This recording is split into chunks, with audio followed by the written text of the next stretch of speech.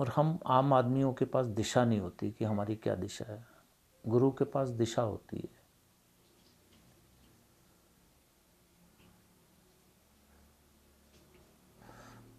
किसी और साधना करोगे, देवत्व साधना करोगे या देवी साधना करोगे तो उसमें दिशा का भान नहीं हो पाता।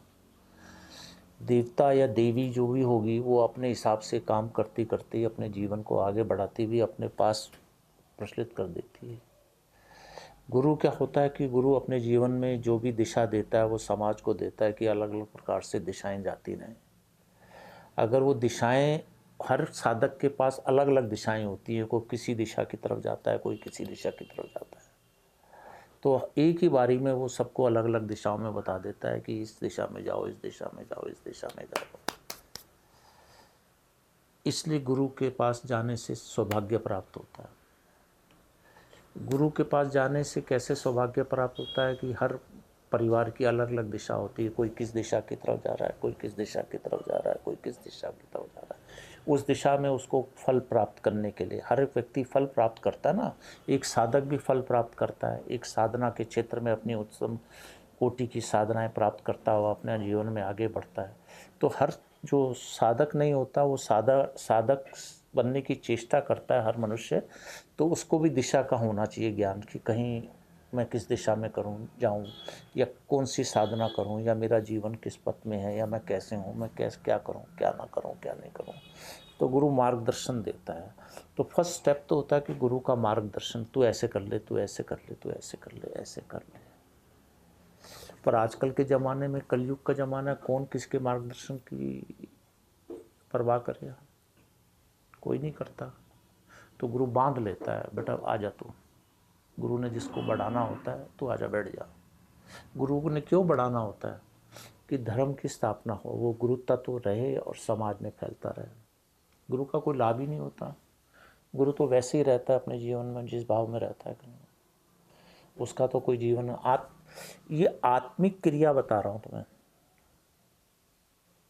देहगत में तो मुझे भी तुम्हारी तरह चाहिए, हाँ, सूट बूट से। तो गुरु तो देहगत अवस्था में तो रहता ही नहीं है, वो तो आतंकगत अवस्था में रहता है। वो तो उसी ढंग, वो उसका क्या भरोसा, वो कभी भी कुछ भी कर जाए।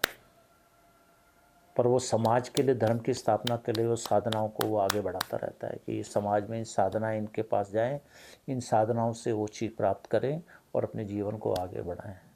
इसको मार्गदर्शन की क्रिया कहते हैं, मार्गदर्शन या जीवन की स्थापना कहते हैं, या उच्चतम अवस्था कहते हैं, या जीवन दर्शन कहते हैं, या गुरु दर्शन कहते हैं, या जीवन में गुरु इस जीवन में तुम्हारा जो देह रहता है उसका दर्शन कहते हैं। मनुष्य का देह थोड़ी ना कि पैसा कमाना, मनुष्य का देह थोड़ी ना है कि संतान उत्पन्न कर देनी और कोठी बन गई और चलो बैठे रहो। उस गुरु की लपट को पकड़ना, कि वो तत्व को पकड़ना कि आगे आने वाले टाइम में हम देह अगर हमारी ख़त्म हो जाए तो उस तत्व को पकड़ते हुए आगे की यात्रा करें।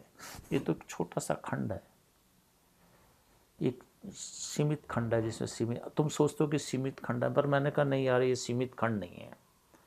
ये देह पंचतत्व में विलीन होने के बाद कोई अखंडानंद बन जाए, दिनेशानंद बन जाए, या निखिलेश्वरानंद जी बन जाए, नंद बन जाए। नंद किसका? किसी का नंद बने, कुछ ऐसी देवत भाव में गुरुत्व का नंद बन जाए, तो अपनी यात्रा पूरी करे वो जीवन में, कहीं रुकावट ना हो। इसलिए इस जीवन में एक गुरु की आवश्यकता होती है।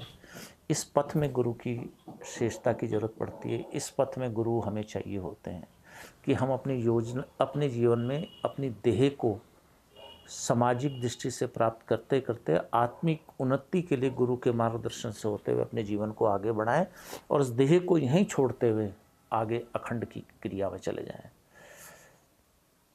इसलिए गुरु की आवश्यकता होती है।